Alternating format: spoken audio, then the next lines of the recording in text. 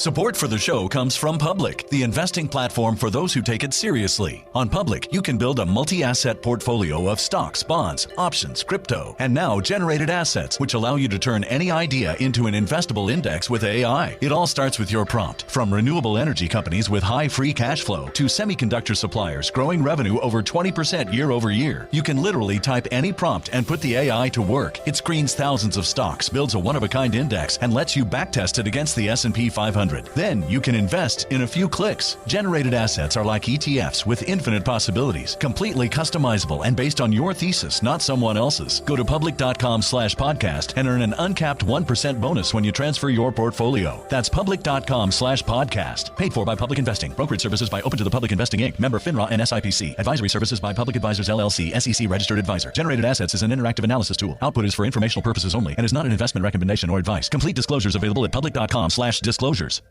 If you're looking for more flexibility in how you pay for everyday purchases, meet Klarna. Klarna lets you decide whether to pay now, pay later, or spread payments over time. All managed right in the Klarna app. Download the Klarna app today or visit Klarna.com to learn more. Terms apply. California resident loans made or arranged pursuant to a California finance law license. NMLS number 1353190. Klarna balance account required to be eligible for cashback points. Limitations, terms, and conditions apply. Every Lenovo is built to let them go. Let them work and rework. Let them animate a dinosaur. No, a toaster. No, a hamster in a jetpack. Fun! Let them put golden wings on a dog. Good boy. Let them color correct anywhere and everywhere. Let them make. Powered by Intel Core Ultra processors, Lenovo gives creatives everything they need. Lenovo.com. Let creatives create. Lenovo. Magnesium supplements? You've mastered the basics. Now it's time to optimize. If you're serious about dialing in your health, upgrading your magnesium isn't optional. It's the key to leveling up your whole body. That's where Solaray Magnesium Glycinate comes in. MagGly from the #1 magnesium brand in health food stores. Solaray has a 50-year legacy of delivering quality and trust in every capsule. Each ingredient is triple tested for identity, purity, and potency in Solaray's GMP certified facility in Ogden, Utah. That means what's on the label is what's in your bottle. No guesswork. Just premium MagGly. Plus, it's chelated in-house for powerful muscle, bone, and relaxation support that's designed for optimal absorption and gentle digestion. It's the upgrade your routine's been waiting for. Shop Solaray Magnesium Glycinate on Amazon or Solaray.com. These statements have not been evaluated by the Food and Drug Administration. These products are not intended to diagnose, treat, cure, or prevent any disease. This podcast is sponsored by Nurture Life. Hey, it's Danielle Fishel from Pod Meets World, and as a mom to 2 growing boys, I know how chaotic mealtime can get. No matter how confident I am with what I'm serving them, my kids will always find a way to call the meal gross or stinky or yuck. It's true. They can be wildly picky about new foods.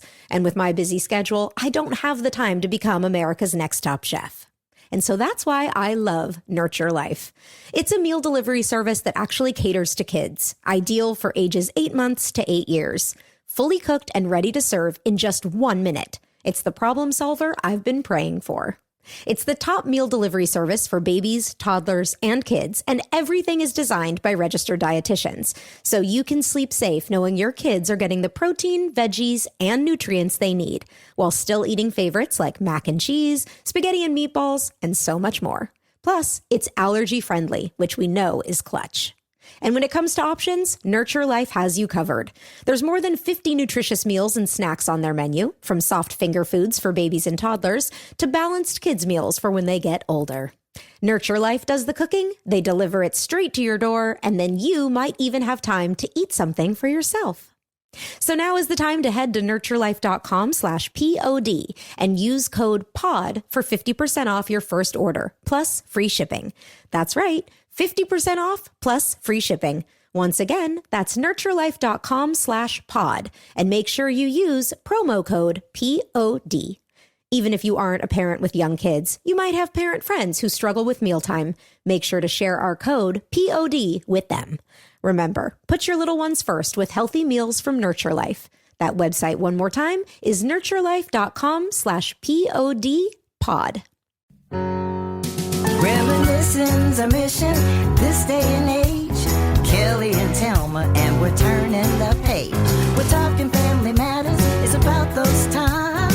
Telling what happened, read between the lines. Come on by with Kelly and me. Welcome to the family. Take us out, Kelly.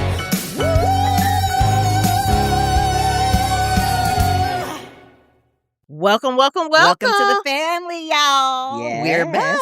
That's right. I'm Thelma. And I'm Kelly. And in the 90s, we both starred in a little sitcom you may have heard of called Family Matters. And for today, we rewatched Season 1, Episode 21, which was called Bowl Me Over. Before we talk about the episode, what up with you, girl? And tell the truth. What's up with me is my daughter's feeling herself. I'm about to be in jail. Ooh, is she, girl? You know she tweening up now. No, she teening it up, and it's wearing me out. Wait a minute, how old is she? 15. 15. When did that happen? Who knows? But it's wearing me out. Oh. The attitude is, I can't deal with it. But what's going on with you on a lighter note? There is no lighter note. I'm learning how to knit. Are you? No, but I'm gonna.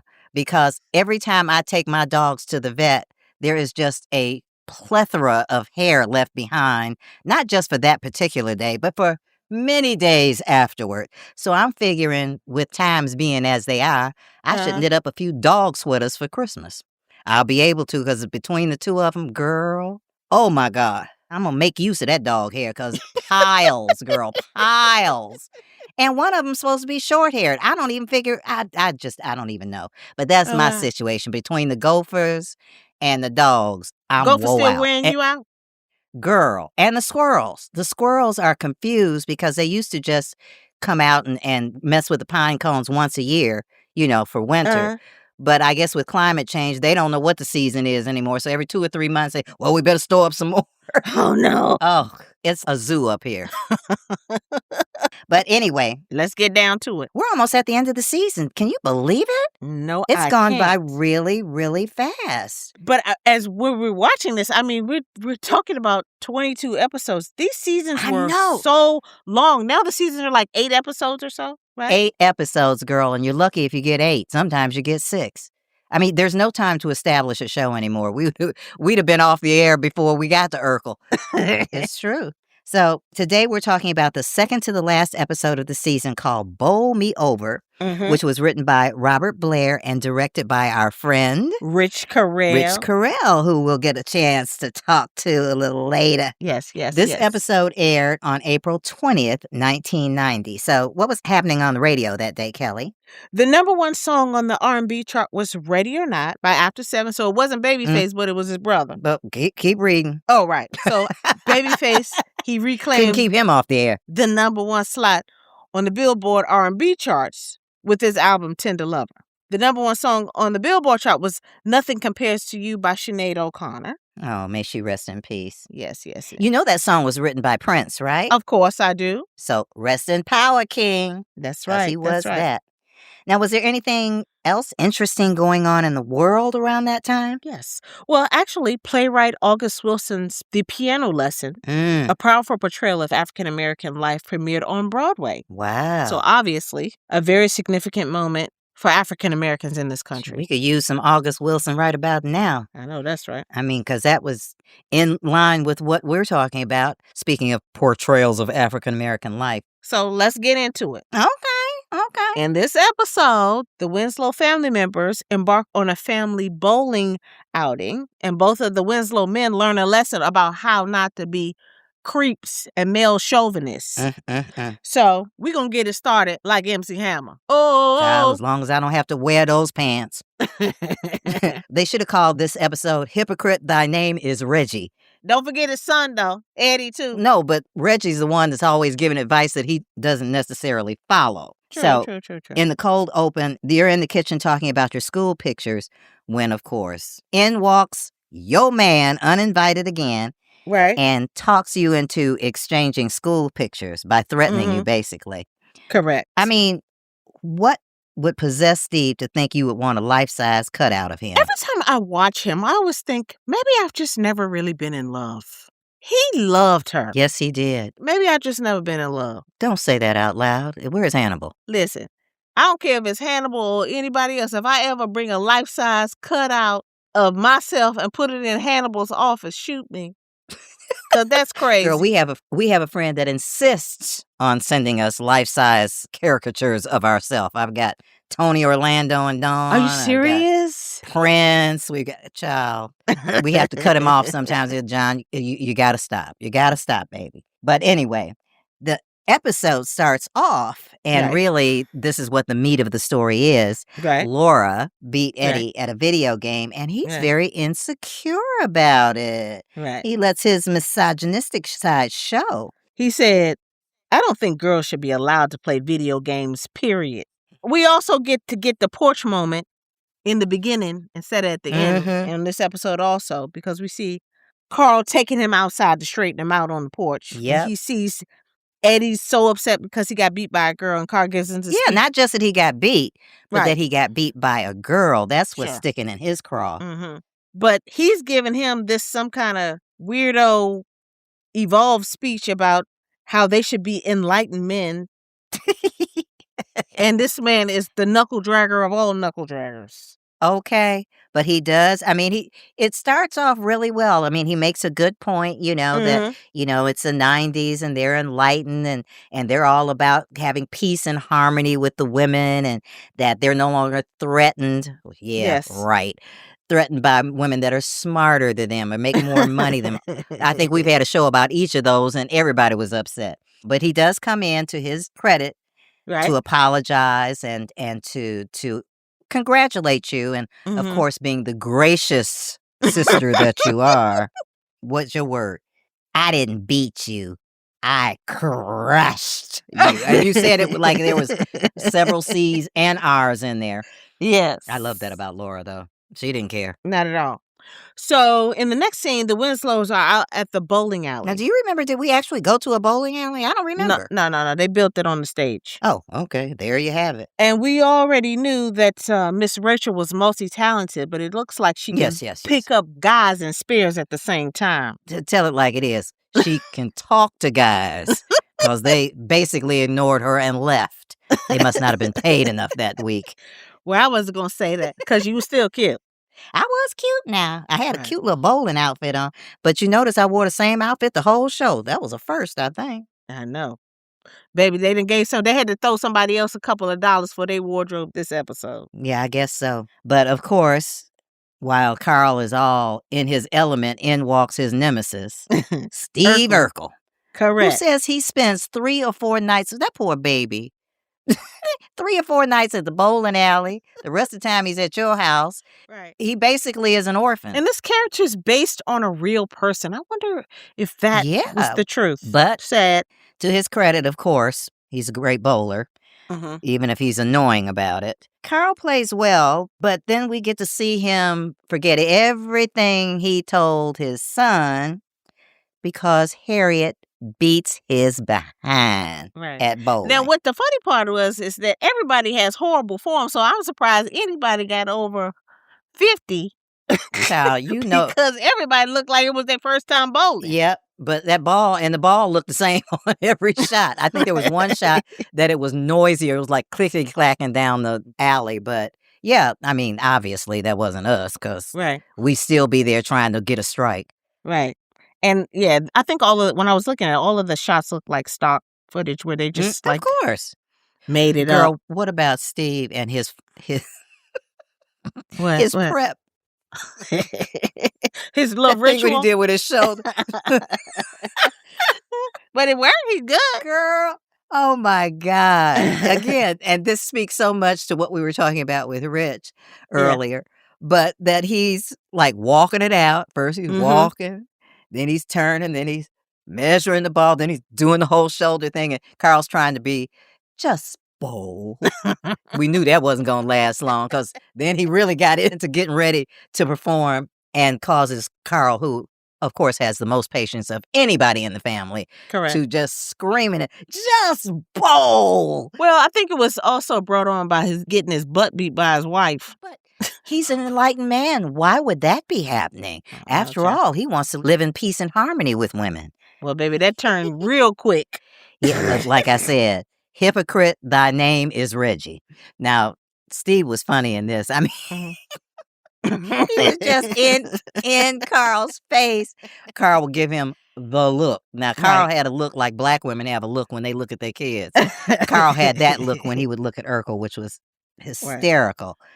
But he could not get himself together. Nope. He could not stand. I mean, and she got up there and did 3 in a row.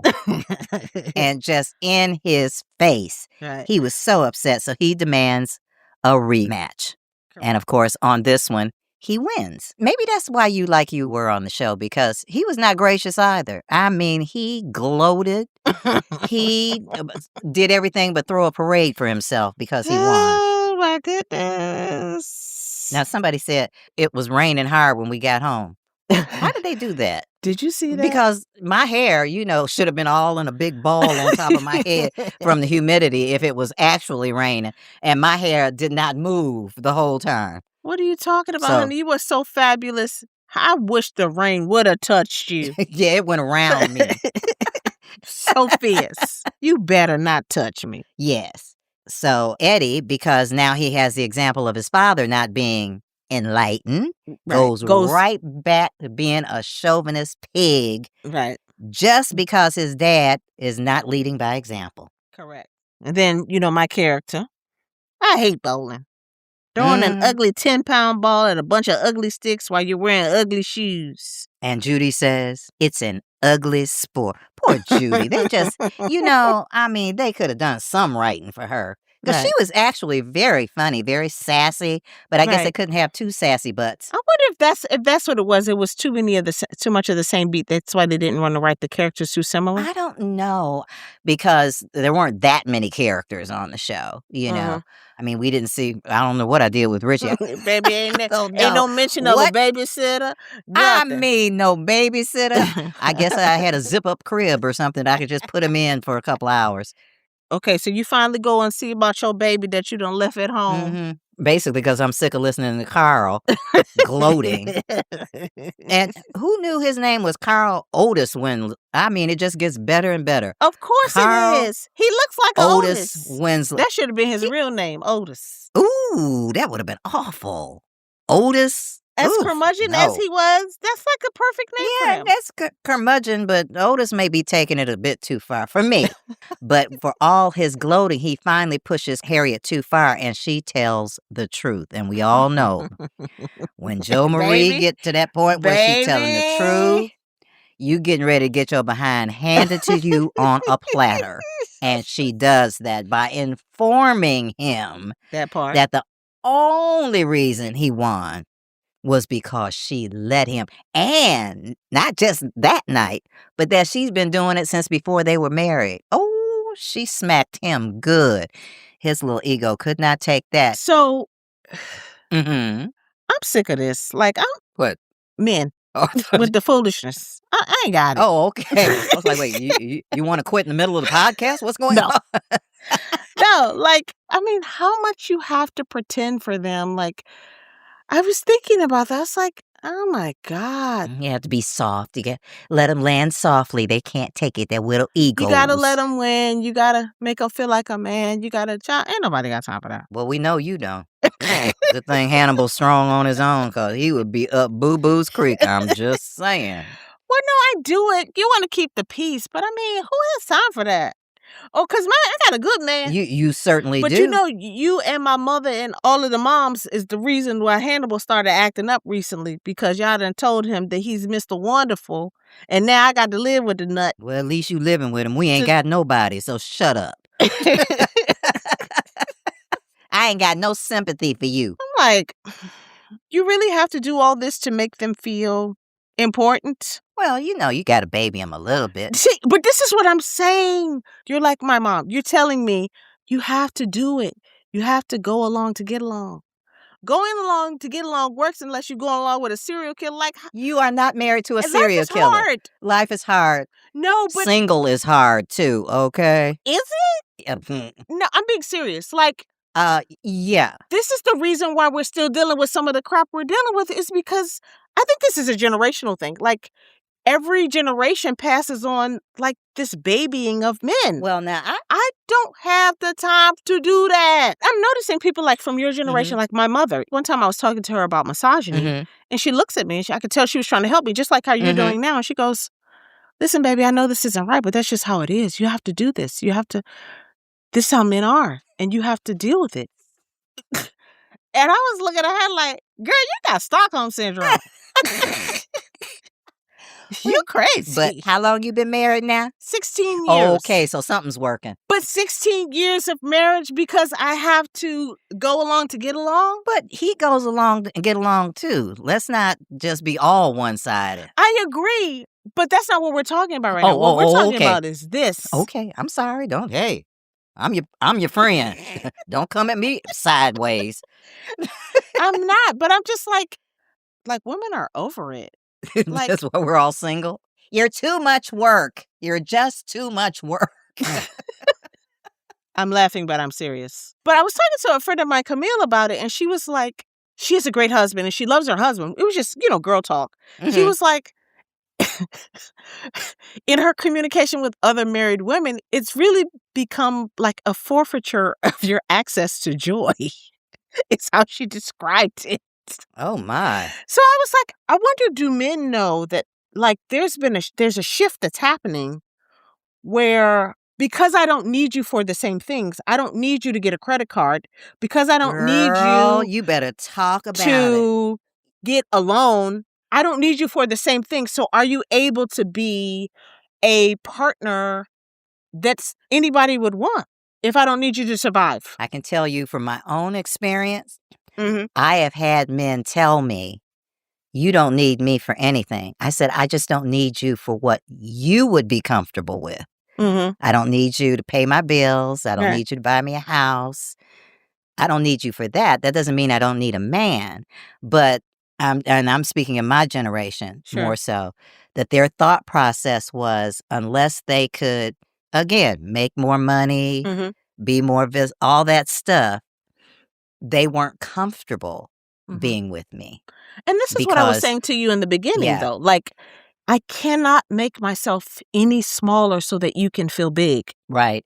Because we should not have to ever make ourselves small to make some, because really you're not doing them a favor, nor are you doing yourself. And I think women have just gotten to the point where they've had to be strong for so long. They've had to make their own way. Women are a lot smarter, a lot more educated, a lot stronger, a lot more directed. They're not letting kids slow them down. They're going for it. Good. And I think to a lot of men, that's intimidating. And it makes it difficult because no matter how many times you tell them, I need you, but not for that, which is the traditional need, they don't hear the rest of it. It's just like, but no. Are you any good to me if you're not doing that? Like, where's the value other than your ability to provide? Because there are other things that are still important, like companionship, like, a softness. Yeah, communication. Correct. Yeah. Are they able to shift and do that? I think younger guys probably have been able to make the shift easier because it was in their face. But I'm wondering, are men able to do something different? Because that old playbook is getting old. Well, child, not only is the playbook old, I'm old, so I can't even help you with that one. Let's talk personal style. Are you a classic jeans and tee minimalist, a Louis Vuitton lover, or do you like a little bit of both, depending on the vibe? Whatever your fashion mood, you can find what feels like you on Poshmark. With millions of new and pre-loved pieces, Poshmark is your one-stop style destination. From everyday wardrobe staples to vintage gems and luxury labels. Into Reformation? Got it. Carhartt? Got that too. From designer bags to streetwear, it's all there. Men's? Yes. Women's? Absolutely. Kids? You bet. And the best part? You're shopping real closets from real people with real style. It's like rating your most fashionable friend's wardrobe. If you had thousands of fashionable friends. Plus, every item over $500 goes through Poshmark's authentication process. So you can shop high-end with total confidence. Ready to refresh your closet? Download the Poshmark app and sign up with code PODCAST10 and get $10 off your first purchase. Go ahead, find your next favorite thing.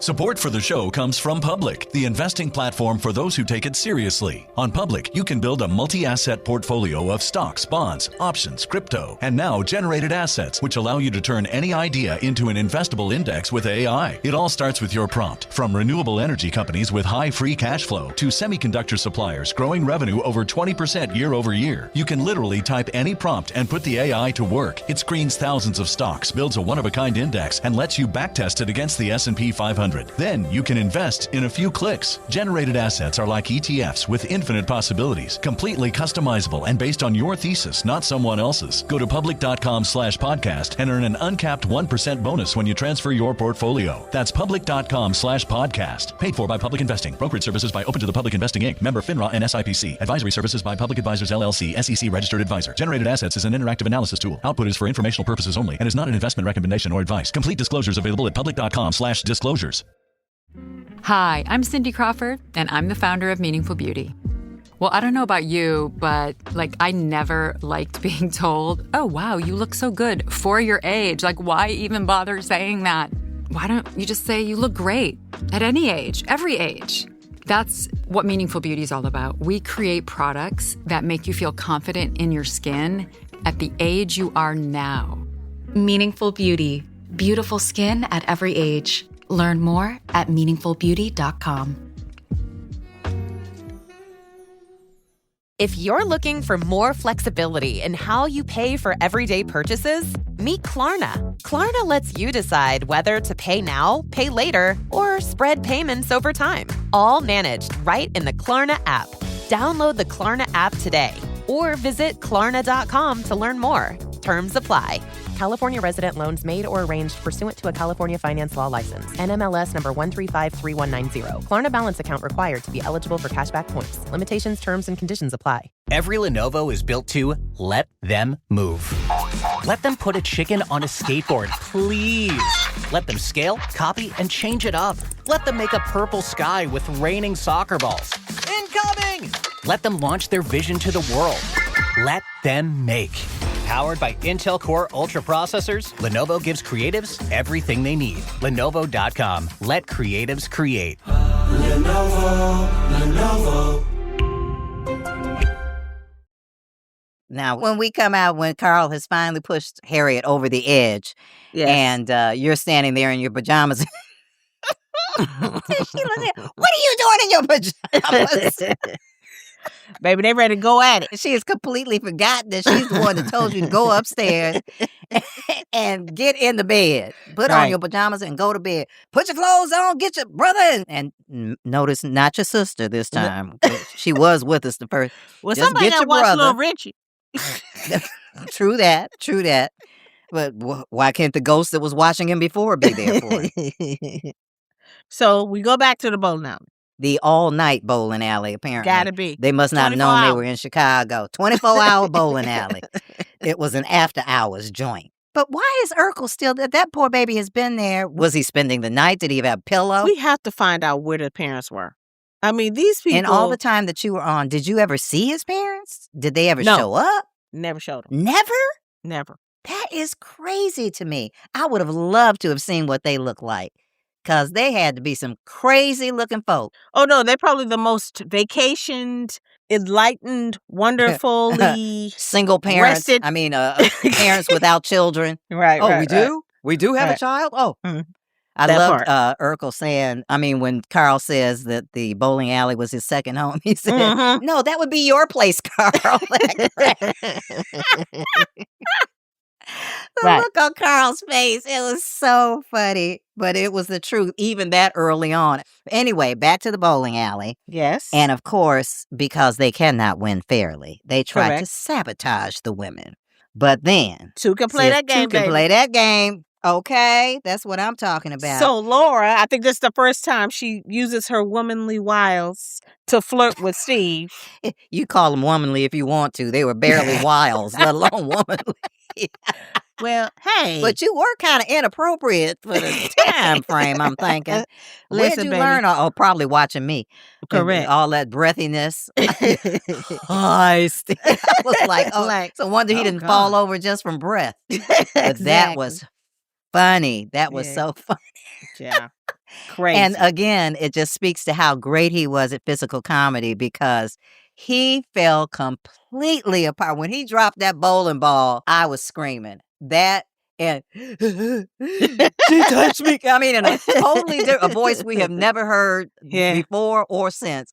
Yeah. She touched me, Carl. I mean, I was dying laughing. And when you blew him the kiss. Talk about over the top. A little vampy, don't you think? Yeah, you were doing a little much for, how old were you then? You must have been 13 by then. Listen, Maybe baby, you got to get that laugh, right? Do what you got to do. So anyway, of course, the Yes. lights go out on that last shot that would determine whether we won or they won. So we don't know who won, although Carl swears that he heard 10 pins. Yeah, sure you did. So the next shot, we see them at home. And we are arguing like we have no sense at all. Oh, yeah. Well, and here comes Mother Winslow. And she ready to set everybody straight. So then everybody get over it. Mm-hmm. But Carl and Harriet got to have their little moment. Because she is the glue. She is the glue. What did they say about something about man being the head, but the woman is the neck?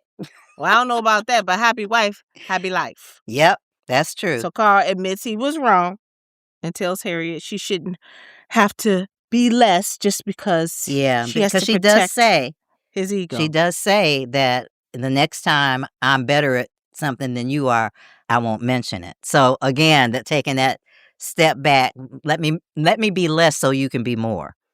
You know. I'm not gonna say nothing else about that. You got a husband, ain't much I can say. Well, we'll see next week. Oh, girl. Yeah, don't let him listen to the podcast before, it drops. Exactly. We're going to get into some funky facts. So, we mentioned earlier that Laura and Eddie were competing on the game Space Invaders. Mm-hmm. The game Space Invaders was first launched in the U.S. in 1978. And its peak years were from 78 to about 81, way before other games became popular. So, we're a little behind the times on that one. And now, also during this episode, we hear reference to how Carl was the GOAT in losing. Now, back in that era, and for decades prior in sports, if you were a GOAT, that meant you had botched. Now, see, I didn't know this. You had botched or messed up in a clutch situation that had cost you or your team the victory. Oh, I thought you was about to say greatest of all time. That's what it has in recent years, primarily due to Muhammad Ali. Yeah, I know that's right. He was the reason GOAT had taken on the meaning greatest of all time. That's the only meaning I knew for GOAT. I didn't know about the other. Yeah, me neither. But you know what is really good? We got somebody who is a GOAT coming on our show. I know that's right. The latter meaning, not the first one. In the form of a fabulous, fabulous friend of ours. He is multifaceted. I think somebody called him a Renaissance man. And man, that is so true. I know that's right. Our guest directed a whopping somewhere between 84 and 91 episodes of Family Matters. We haven't quite figured out which, but along with so many other shows like Hannah Montana, The Sweet Life of Zach and Cody, Step by Step, That's So Raven, Getting By, The Parkers, Are We There Yet? Just a fabulous, fabulous friend and director, Mr. Richard Correll, who we know only as Rich. Hi, guys. Hey, kiddo. It's great to see you guys. You both look great. Oh, thank you. You only say it because it's true. Well, and she's off. That's right. Don't you love that the kid is calling you kiddo now? I'm That's old how lady old now, Rich. That's how old How she about thinks that? she is. I How got my about that? AARP card. Everybody's a kiddo. See that? You see that? It's so good to see you. It's so good to see you, too. You know, Thelma, we've been friends for many, many, many years. More than we want to add up here on the air. Now, there's something that a lot of people don't know, especially our listeners. Our listeners know your work from behind the camera, but what they don't know is that you had a career in front of it too. And many people may not know that you appeared on 32 episodes as an actor on one of the most well-loved sitcoms of all time, Leave It to Beaver. Come on, people. I love me some Leave It to Beaver. I'm serious. I grew up on it. I love it. And I did not know that you were actually an actor on it. Can you tell us a little bit about that? Yeah, my Screen Actors Guild card says 1956. Wow. Yeah, it's goes back a long ways. I started working in television in 1956 with Bob Cummings on a show called Love That Bob. And that was my gosh. that was a huge hit on CBS. And then I started, acting and did the June Allison show and Untouchables and Bonanza and Lassie. My and God. yeah, a lot of this stuff. What? Yeah. And then I landed this role on Leave It to Beaver, which became a reoccurring role as one of Beaver's friends. Oh my And gosh. then Jerry Mathers and I, who played Beaver, became best friends. We still Are you best friends to this kidding? day. I was best man at his wedding. I talked to him last Friday. I love it. Tell him he has a fan in me when you talk to him again. Now, what made you want to direct, or how did you make that transition from actor to director? I came up through post-production was my specialty. And I had a long relationship with Harold Lloyd, the famous movie comedian. And who didn't you know? When I was 19 years old, I was taking care of 3.5 tons of nitrate film for David O. Selznick, Clark Gable, and Harold Lloyd.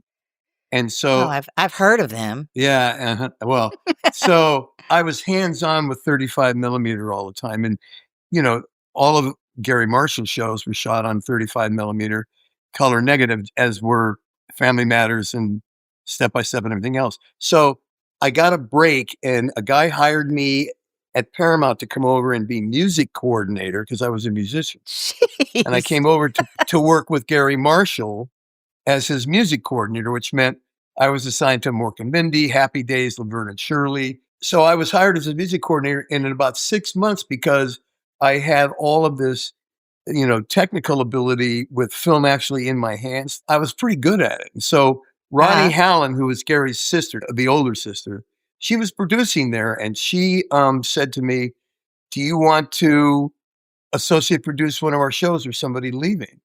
And I said, "Sure. Oh, absolutely. It's a step up. What show?" And she said, Laverne and Shirley. Oh my God. And Laverne and Shirley was the number 2 show in the country. It was like, oh my God. Wow, I'll say. So what happened was I was in charge of post.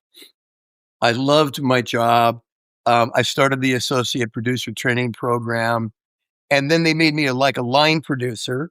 And that was Happy Days. And then I met a friend named Fred Fox Jr. who worked on Family Matters for years. Yeah, I was about to say. He was producing. Yeah, He was okay. producing Happy Days, and he asked me if I wanted to do some writing with him and write some of the shows. And I ended up writing like 6 of those and being one of the staff writers. So I was producing and writing Happy Days. And when Miller Boyett left Paramount to go to Lorimar, when they did, they took me with them to do the Valerie Harper show. Get out. And I was associate producing that. And one show came up that Jeremy Licht, one of the kids, got sick. So they had to push a week, and Howard Storm, who was directing, couldn't do it. And Tom Miller came to me and said, "Rich, why don't you direct it? You're a really good editor. You understand all the stuff. You're a filmmaker." I said, "Okay." And that started it. And it was back in the mid 80s. And, I haven't looked back since. I directed 719 episodes. Those guys opened many a and door. produced for 7 years before that. So my episodic count is like 1,310 episodes. Is that crazy? And I spent my entire career as an actor, as a producer, as a writer, and as a director in comedy. Everything was comedy. And my hobby was the polarity of that, which was collecting science fiction, fantasy, and horror film Yes, memorabilia. we're going to talk about that. The thing is, that started on Leave It to Beaver. Why? Because our makeup man, who was a pretty well-known effects guy in those days, as little kids, we kept going, "Hey, take us to the makeup lab, because on television we'd be watching, Frankenstein and Dracula and all that. Right. And they made all those movies at Universal. So he took us to the makeup lab one afternoon. We were so excited. And, we saw all this great stuff. But Thelma, you can't believe the stuff that they were throwing in the trash. Really? They would get, they would get take this stuff and go, nobody wants this. They threw the land suit, the whole suit from the creature from the Black Lagoon in the trash. Shut up. At auction now, it's about $2 million too. And they threw it in the trash. Did you rescue it? No, but I did see a head in the trash. Oh, from that's a movie called Abbott and Costello Meet Dr. Jekyll and Mr. Hyde that Karloff had worn, Boris Karloff. Crazy. I took it out of I said to the guy there, can I take that? A little kid. He said, oh, yeah, sure. I thought someone was going to throw coffee on it or something, And not only do I still have that, but that's what started all that collecting. Oh, my gosh. Yeah. That is crazy. So you started as a kid. Yeah. Oh, wow. And then I decided to retire when COVID started. I retired in 2020, and I'm starting a new business, but it's in Las Vegas. So Beth, my wife, and I decided to leave Los Angeles and move to Las Vegas so I could be close to the business. So is the new business a haunted house for all of your stuff that you have collected over the years? That's exactly what it is. Are you joking? Did you start a museum? Yeah, it's not a museum. It's an It's more like Night at the Museum. It's an exhibition of all this stuff, but it's the biggest collection in the world of its kind. As you go through to see all this real stuff that I collected over the years, screen used props and heads and effects and everything, a lot of the stuff comes after you and jumps at you and stuff. Really? Yeah. I gotta go. Yeah, I gotta go. Oh, yeah. That sounds like a trip there. What's your most prized possession of those things? I have too many good things. I have things as small as gremlins, like I have all the gremlins. Mm-hmm. And then I have the full-size dinosaurs from Jurassic Park. Get And out that's of pretty here. cool. And those are big. How'd you get that? Auctions, bought everything. How'd you get them to Vegas? That must have been a trip for real. I don't even want to talk. The shipping cost was like the German war debt. It's just like Oh my crazy, God. crazy, I can crazy. imagine. Yeah. That's crazy. So anyway, what's my favorite stuff? I have the mask that they take Lecter off the plane with in Silence of the Lambs, the muzzle mask. Are you joking? Yes. Well, I got that. I have one of Dick Smith's dummies that turns its head around in The Exorcist is sitting in the bed. Ooh. I got that too. See, I don't need to see that. I remember you telling me, what was your favorite horror movie? Well, I think I remember. my favorite movie, period, was King Kong from 1933, because when I was a little kid and they ran that on TV for the first time, I think I was in second grade, it Oh just my gosh. transported me to another world. And I turned to my dad and said, look, I want to be in the business of whoever the guys were that made this thing, because what it can do, it can take me to a different place. And, I ended up being in comedy, but King Kong was always my favorite movie. And then I got to know so many of the people that worked on it, not only the crew and the producers, but the actors. The coolest thing is I love the movie so much that in 1983, 50 years after it was released, I produced the 50th anniversary premiere of King Kong at the Chinese theater where it was originally premiered.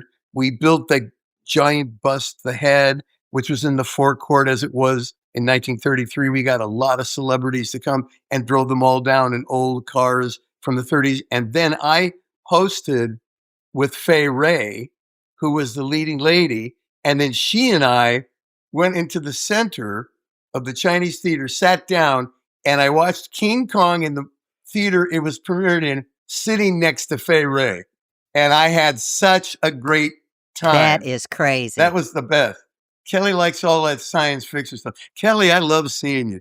Do you? Oh, yeah. Such a big part of my childhood. Yeah, but you were awesome. So were you. Kelly, I'll tell you something really funny that happened on Family Matters. What? And you just randomly walked up to me. It was hilarious. I think we were rehearsing. And you said, Rich, you know what my favorite line has ever been on this show? And I said, what's that? And you went, Steve, did you eat all that moldy cheese? Probably because I got the biggest laugh from you. In every episode that you directed, we can hear your voice. Oh, yeah, you can hear me laugh. Oh, of course. And actors are hams. Whoever laughs is who gets the attention. We'll get extra pork, is what she's saying. Pretty much. Okay, so let's talk about how Tom and Bob asked you to come on to the show. I went off to do a movie in 1989, the year you guys made the pilot. 88 88. Oh, that's right. was the pilot. That's right. It was 88. And I went off to do a movie called Ski Patrol. You directed that movie? I did. Wow. Oh, wow. And so Tom and Bob said, Joel's going to direct the pilot of this new show, and it's going to have the guy from Die Hard, the police officer, and it's going to be about his family. And I said, okay. So I went off to do Ski Patrol. Mhm. When I got back, you guys were in production on, I don't know, maybe show 7 or 8. Mhm. You remember we used to book directors in blocks in Right. 3. So there was really no opening. And so Tom and Bob said, look, as soon as we can get you there, we want to get you there. And the show had started off, with the Louis Armstrong theme, and it was a whole different Yes. vibe of the show. But it wasn't doing very well. And the first show they gave me was called The Big Reunion. And this was the thing where Reggie, Oh, Yeah, with- we just with- we just saw wh- that. where they I mean, sing, Do just You saw it. Love Me? Right, Yeah. right. We had so much fun recording that. And there was a different energy because I was like, come on, guys, let's do this. And the energy kind of spilt over onto the shoot and to the music. And then, the cast, everyone liked me. And Tom said, look, we want you to do a whole bunch of them now because they like you over there. And then 13 was the second episode I did, was the first episode with Jaleel. Wow. And from then on, I was series director. Yeah. And I want you to talk a little bit about that because you and Dave Ducline knew how to do the characters better than all of us. So how much as a director do you help to shape characters? What's your approach in The way in I that way? think a proper sitcom should be directed, Mm. and this is just my method, because I was very hands-on with the cameras, and I loved that. I love being technical. But when you got the script and we started rehearsal, I did lots of prep. I would come down on stage sometimes at night when no one was there and make all the marks as to where you're going to go and where Telma's going to go and whatsoever. But in that, you take the comedy that's built into the writing and you try to enhance it. Your job is to make a funny script funnier. And do you do that by inflections? Do you do that by pitching lines? Do you do that by creating physical stuff? The answer is all of that. And so I'm a director that never want to step on the writer's toes, but I'm there to help them. And I'm there to help the actors. Now, that happened to be a good cast. Because you guys were kids didn't mean that you weren't creative and didn't mean that you weren't funny. That's right. You got cast for a good reason. And so if you guys Right. had good ideas, you roll with that too. But comedy is a real 7-headed dragon. It's not just one person's input all the time. It's a Exactly. real community effort. And having you guys there, helped me as well. So you want to get in there and try to enhance what the comedy is. You want to try to build up stuff the way it is. I mean, Urkel was a whole different situation because he became a much more physical comedy guy than you guys were in particular. But because of you. Well, Do you know what I mean? people don't remember this. The guys who ran Family Matters in the beginning were these two guys named Alan Eisenstock and Larry Mintz. Right. They were the two showrunners who started the show, wrote the show. They did all that stuff. But the only reason they didn't continue is because Tom and Bob moved them over the following year to do the same kind of magic with Step by Step. So you guys remember, Family Matters was a 5-day show. It was rehearsal, absolutely. blocking and Absolutely. shooting. And then some shows just read and go home. But on Family Matters, we read the script and rehearsed and put on its feet about half of it because we knew a rewrite was coming anyway. Right. And so when we did the first Jaleel show, the first scene he was ever in was in a cafeteria. And he was walking around saying funny things. And by the way, Jaleel came to the audition that I wasn't part of because he was cast by Eisenstock and Mintz. He came to the audition with the big glasses and the hiked up pants. His dad's glasses, and he doing said. the voice. So that was him. So they thought he was funny. Let him do that. Okay, great. So he came in to do this thing. And after the rehearsal, I went upstairs to see them. And I said to these two guys, I said, look, I want to turn this guy. I think we have a chance of turning this guy into a 12-year-old Jerry Lewis. I want him to. You Oh said my that. gosh. I said, I want to call our practical effects guy, who at the time was a guy named Mike Thompson. I said, I want to call practical effects and props, and I want to meet me down on stage. This was Monday. And I said, because I want to have him knock over stuff and run into plates and knock down students. And every place he goes was like a disaster. Let me try to do this and make him like Jerry Lewis. And they went, okay.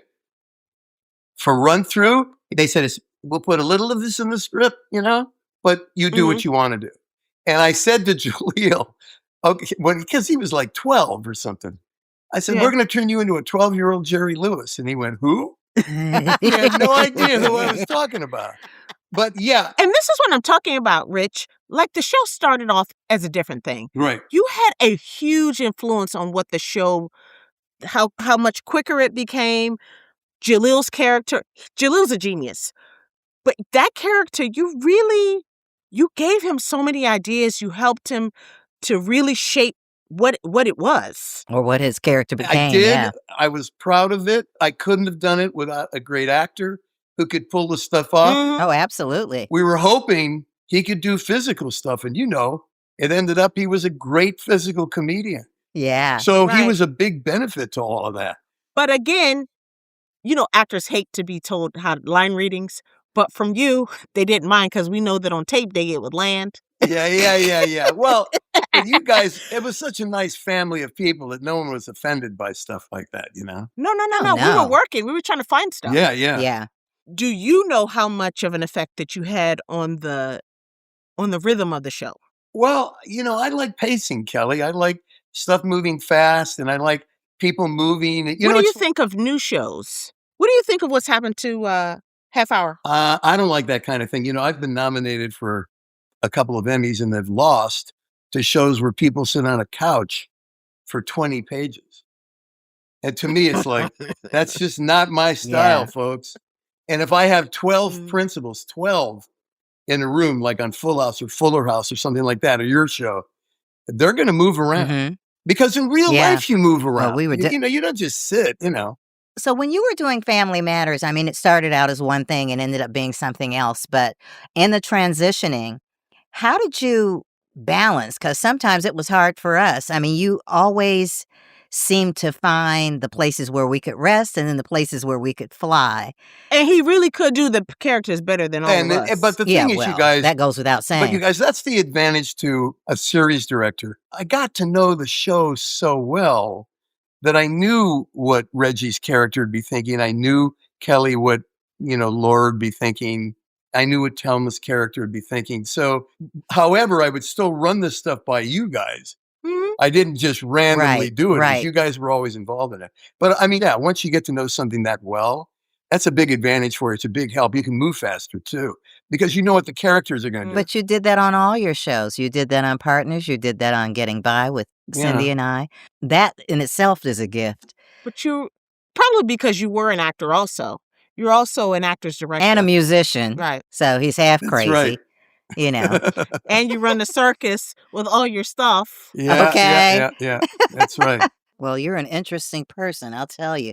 I've learned more about you today than I knew, and I thought I knew a lot. No, Until I knew you knew more. appreciate that. Well, we've had Bob Boyette on for a couple of episodes He's this the season. best. The best. Oh, my gosh. I mean, how many careers did he launch? He was everybody's agent. Yeah, he certainly he was was. mine. He was. But we've spoken quite a bit about his legacy in television.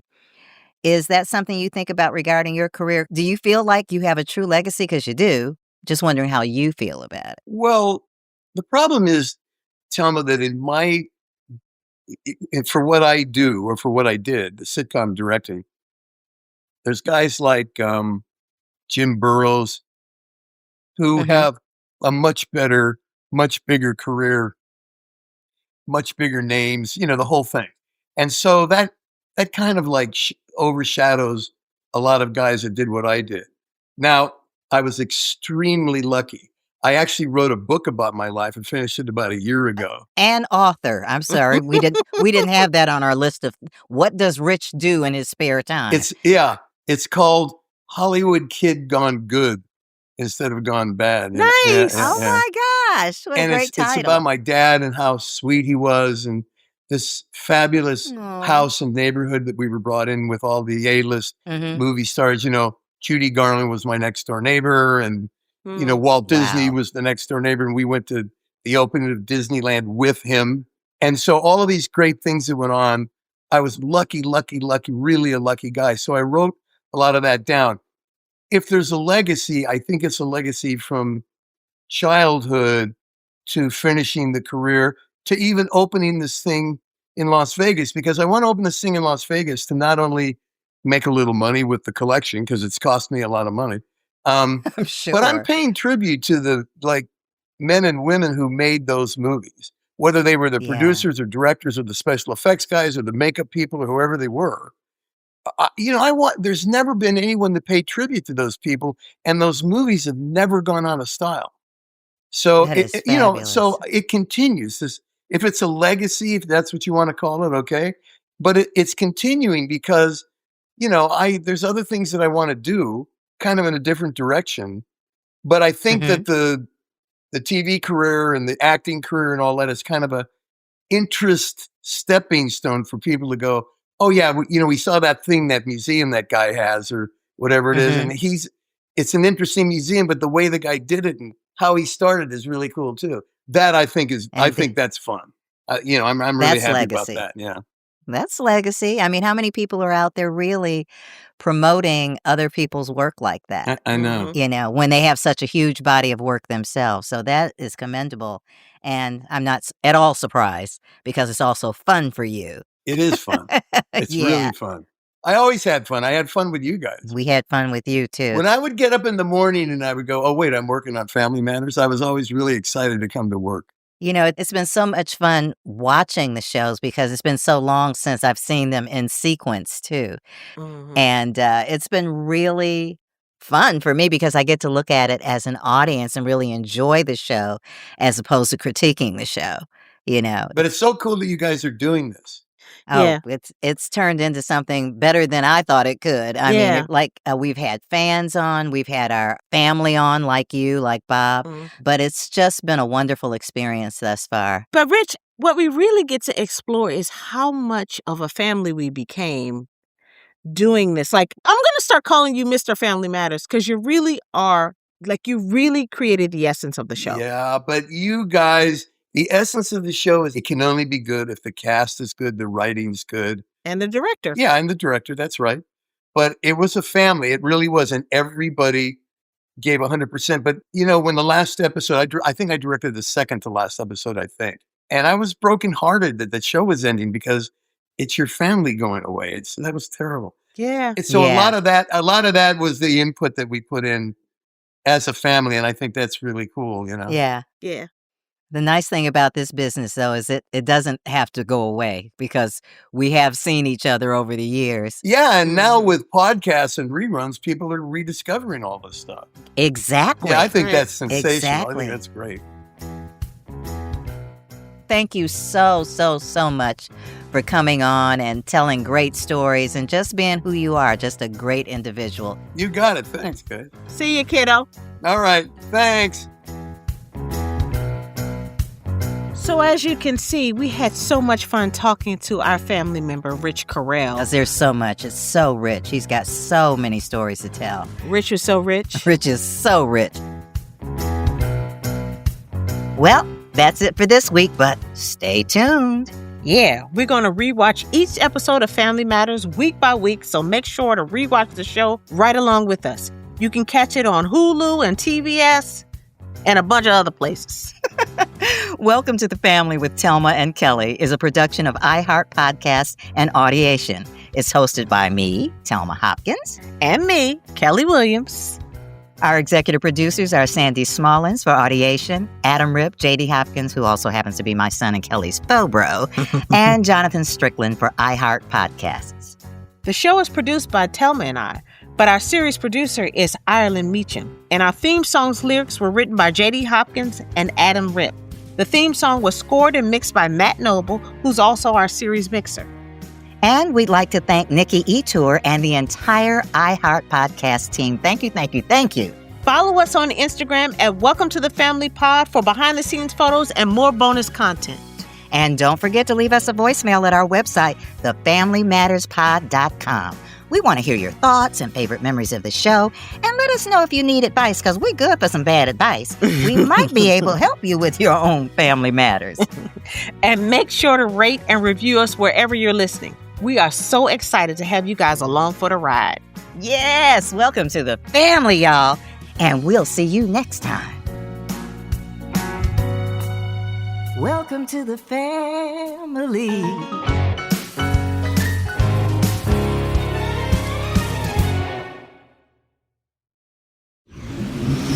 Audiation. If you're looking for more flexibility in how you pay for everyday purchases, meet Klarna. Klarna lets you decide whether to pay now, pay later, or spread payments over time. All managed right in the Klarna app.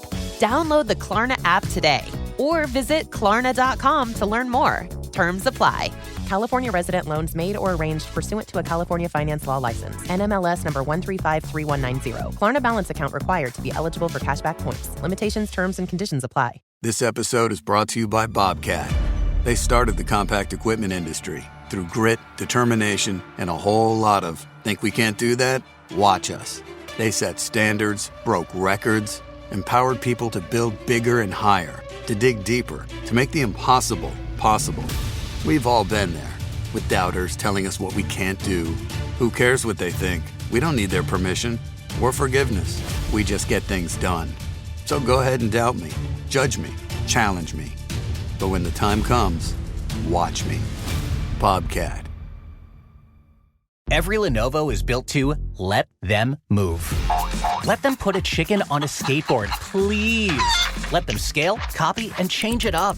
Let them make a purple sky with raining soccer balls. Incoming! Let them launch their vision to the world. Let them make.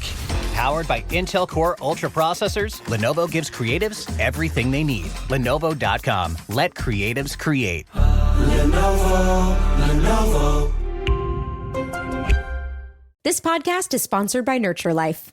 Hey, it's Danielle Fishel from Pod Meets World, and as a mom to 2 growing boys, I know how chaotic mealtime can get.